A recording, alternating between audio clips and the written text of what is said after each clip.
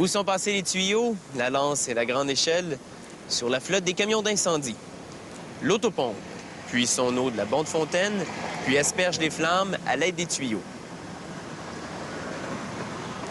L'auto-échelle permet d'atteindre les hauteurs avec une échelle ou une plateforme élévatrice, et le véhicule de secours transporte l'équipement spécialisé des pompiers.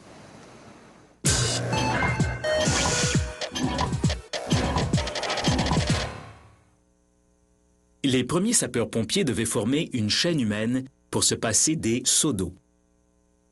Puis, dans les années 1720, on voit apparaître des chariots, munis de citernes et de pompes à main. Ces nouvelles pompes modernes peuvent cracher 250 litres d'eau à la minute, un jet équivalent à 2 tuyaux d'arrosage de jardin. Les premiers camions d'incendie, dotés de pompes à vapeur et tirés par des chevaux, prennent du service en 1852. Ils seront remplacés par les camions à essence au début du 20e siècle.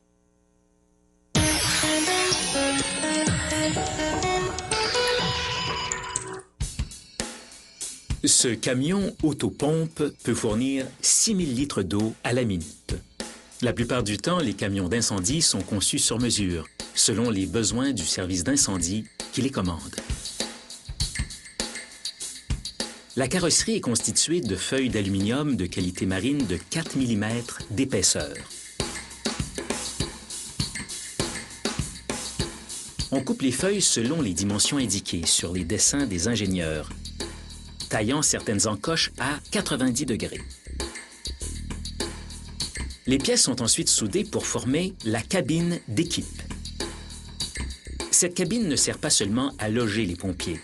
Elle contient également les panneaux de contrôle du système d'eau.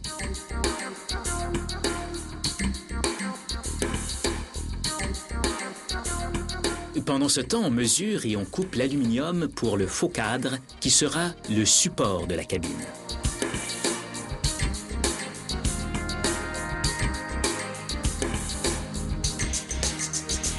On soude ensuite les différentes composantes.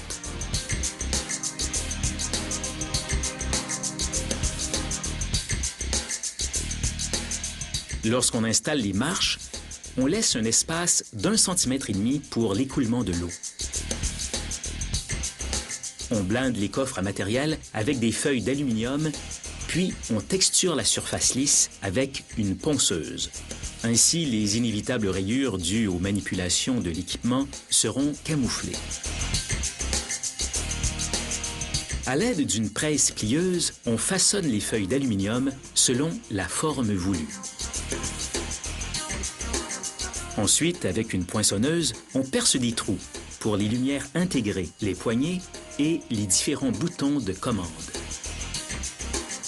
Puis, on procède à l'assemblage des pièces et on fait les ajustements nécessaires avant la peinture plutôt qu'après, pour ne pas abîmer le fini.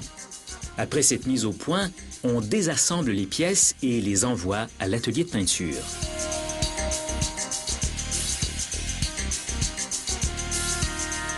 On peut maintenant procéder au montage du véhicule. D'abord, la pompe à eau, construite par le fournisseur.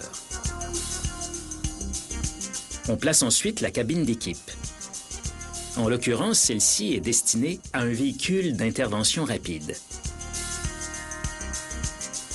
Les tuyaux de raccordement à la pompe passent dans une fileteuse. Ces tuyaux sont faits d'acier galvanisé et d'acier inoxydable.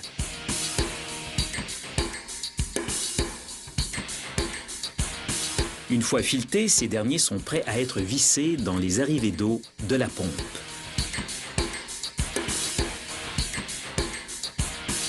L'arbre à transmission sert habituellement à faire tourner l'essieu arrière lorsque le camion est en mouvement. Mais ici, il sert également à activer la pompe à eau lorsque le camion est à l'arrêt, tandis que les pompiers combattent le feu. Ce boîtier permet de contrôler le système électrique du camion, notamment les équipements d'éclairage. Chaque fil est identifié selon une couleur, un nombre et une fonction.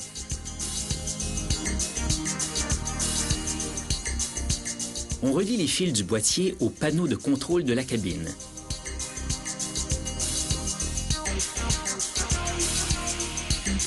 Puis, on les raccorde aux différents indicateurs du tableau de bord, comme le compteur de vitesse. On installe ensuite les jauges de pression d'eau, des adaptateurs de raccordement des tuyaux au système d'eau et des soupapes de décharge pour ajuster la pression. Et voilà le résultat, un camion flambant neuf construit selon les spécifications du service d'incendie. Il y a une chose que le client n'avait pas à préciser, la couleur rouge pompier.